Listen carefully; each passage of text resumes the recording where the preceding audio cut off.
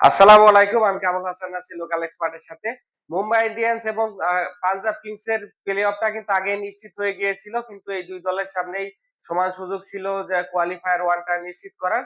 যেখানে কোয়ালিফায়ার 1 এ হচ্ছে ১ এবং ২ নাম্বার টিম থাকবে পয়েন্ট টেবিলের শীর্ষে থাকা। তো এদের কিন্তু একটা সুযোগ থাকে, আপনারা সকলেই জানেন যে কোয়ালিফায়ার 1 খেলে এবং ওইখান থেকে যদি হেরেও যায় তাহলে কিন্তু এলিমিনেটর ম্যাচ জিতে ফাইনালে যাওয়ার সুযোগ থাকে। তো এই সুযোগটা কিন্তু হাতছাড়া করেছে এখানে মুম্বাই ইন্ডিয়ান্স। কারণ মুম্বাই ইন্ডিয়ান্সকে কিন্তু ৭ উইকেটে হেসে খেলে হারিয়ে দিয়েছে পাঞ্জাব কিংস।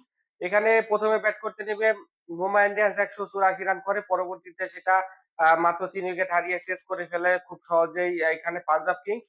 তো ব্যাট করতে নেমে শুরুটা খুবই ভালো করে আমার কাছে মনে হয় মুম্বাই ইন্ডিয়ান্স। এখানে রায়ান রিকেলটন এবং রোহিত শর্মার কিন্তু 45 এর একটা পার্টনারশিপ হয় মাত্র ৫ ওভারে।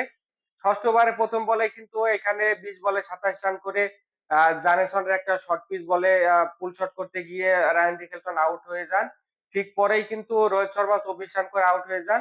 ওয়ান ডাউনে সূর্যা কুমার ইয়াদব কিন্তু ভালো একটা ইনিংস খেলেন। ৩৯ বলে ৫৭ রানের একটা ইনিংস খেলেন।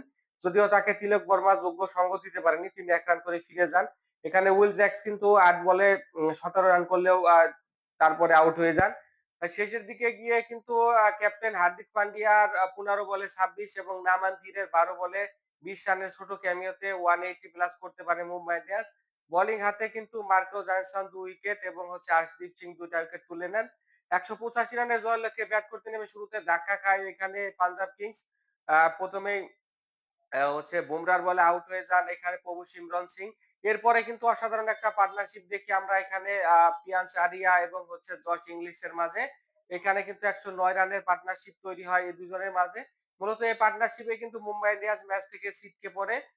যেখানে কিন্তু পিয়ান্স আরিয়া ২ টা ৬ এবং ৯ টা ৪ এর মারের সাহায্যে ৩৫ বলে ৬২ রানের একটা ইনিংস খেলেন এবং জশ ইংলিশও কিন্তু খুব ভালো একটা ইনিংস খেলেন। ৩-৬ এবং ৯ টা ৪ এ ৪২ বলে ৭৩ রানের এক হার-নামানো ইনিংস খেলেন এবং এই ইনিংসের কারণে কিন্তু তিনি ম্যাচ পরবর্তী প্লেয়ার অফ দ্য ম্যাচ নির্বাচিত হন।